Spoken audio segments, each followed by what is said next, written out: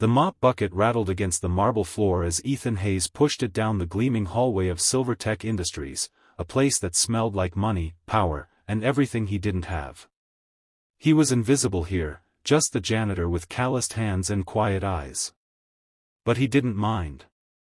It paid enough to keep his little girl's hearing aids working, and that was all that mattered. Every night after the executives left, Ethan cleaned the trails of their busy lives, coffee stains from meetings, smudged fingerprints on glass doors, and the occasional lipstick mark on crystal cups. He'd hum softly while mopping, not because life was easy, but because he had learned that kindness, quiet, unrecognized kindness, was still worth something in this noisy world. But that Thursday afternoon, his quiet routine shattered in a way he'd never forget.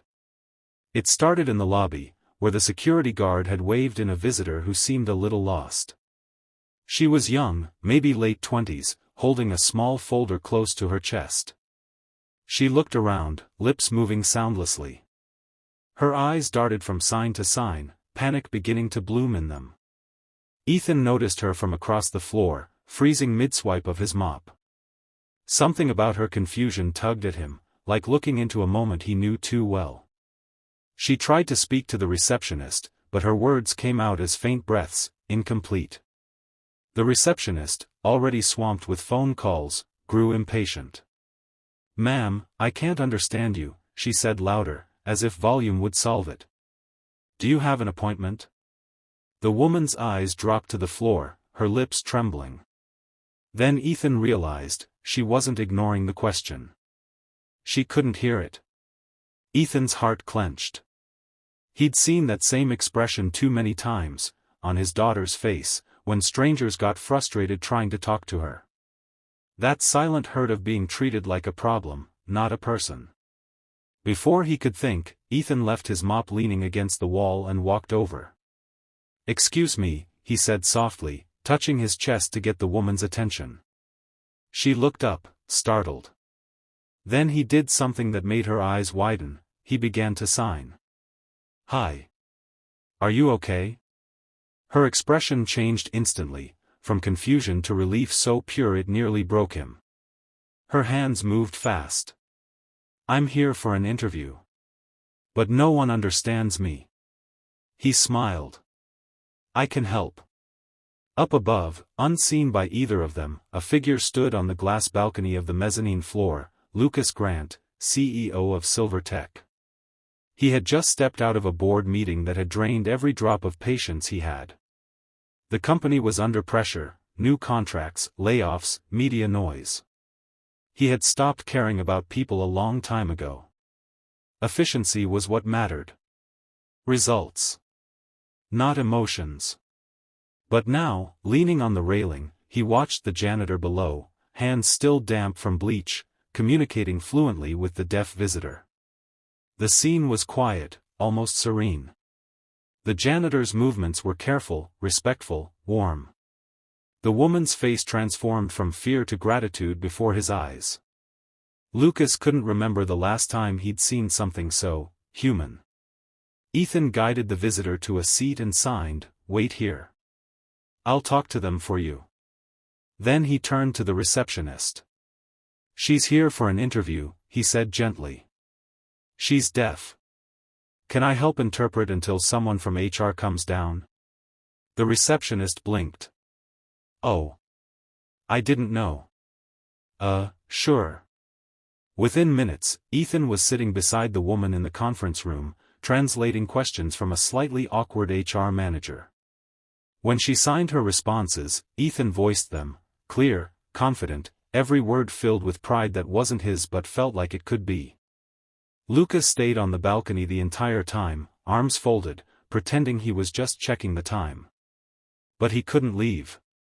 Something about the janitor's patience, his quiet dignity, stirred a part of him he thought had died after his wife's accident 3 years ago. When the interview ended, the woman, her name was Sarah Lopez, turned to Ethan and signed "Thank you." "You didn't have to do that." He replied, "I wanted to. People helped my daughter when I couldn't. This is just me passing it on." Then she smiled, a soft, grateful smile that stayed in Lucas's mind long after she left the building. That night, Ethan clocked out late. He didn't know the CEO had asked security to pull his file. Didn't know that Lucas had stayed in his office, replaying the silent scene again and again in his mind.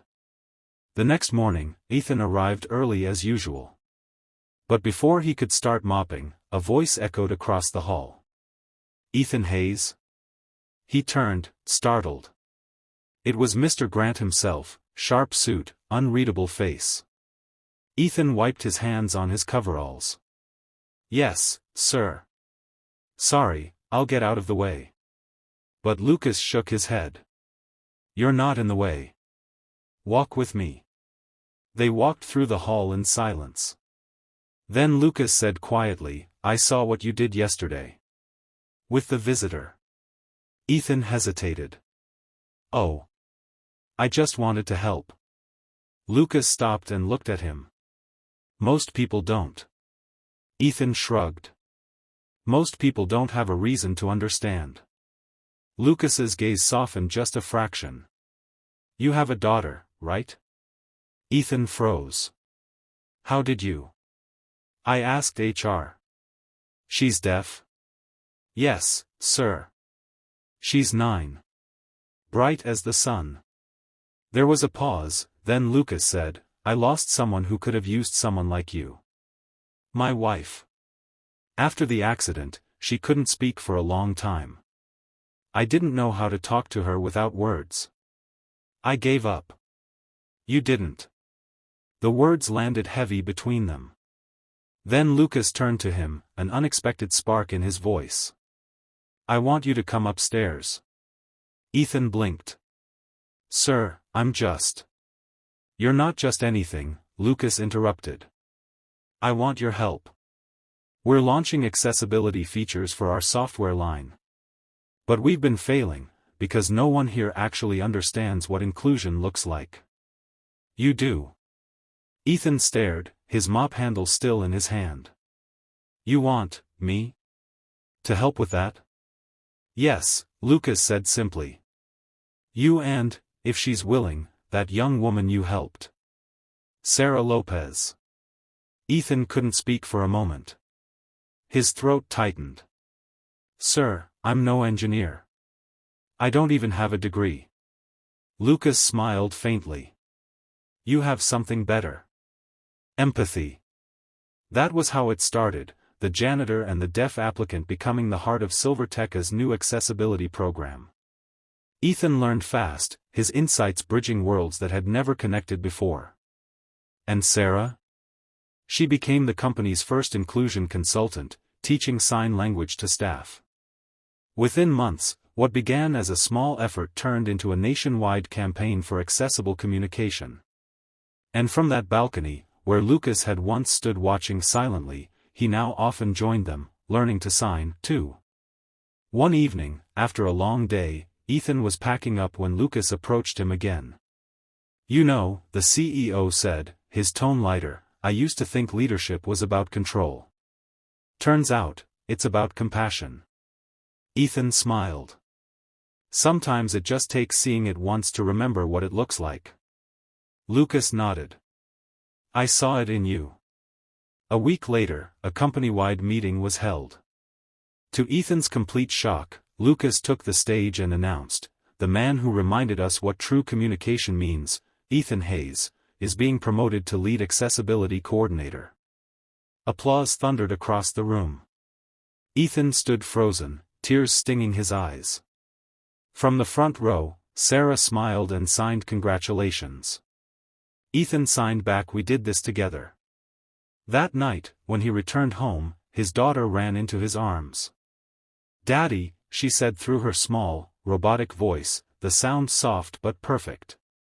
He knelt down, signing to her, "Guess what? Daddy's going to help make the world a little easier to hear." She giggled, her tiny hands moving in the same language of love he'd used all his life. And up in a tall office window, Lucas watched them from afar, smiling to himself. Because sometimes, the biggest changes don't start with billion-dollar ideas or polished suits.